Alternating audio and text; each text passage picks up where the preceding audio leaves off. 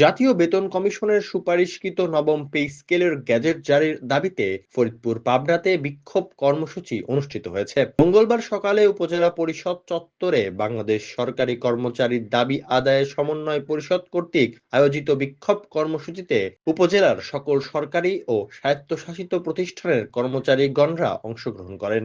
উক্ত গ্যাজেট জারির দাবিতে উপস্থিত ছিলেন মোহাম্মদ শফিকুল ইসলাম, আহ্বায়ক সমন্বয় পরিষদ ফরিদপুর পাবনা। আরও উপস্থিত ছিলেন মোহাম্মদ ফিরোজ হোসেন, সভাপতি চতুর্থ শ্রেণী কর্মচারী সমিতি ফরিদপুর পাবনা। আরও উপস্থিত ছিলেন মোহাম্মদ জমির উদ্দিন, নাজির উপজেলা সহকারী কমিশনার ভূমি ফরিদপুর পাবনা।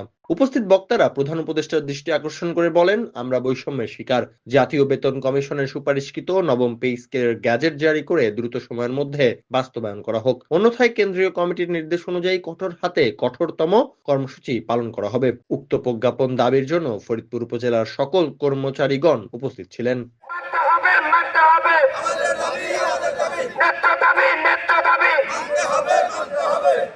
চলনবিল প্রবাহ, মা মাটি মানুষের কণ্ঠ।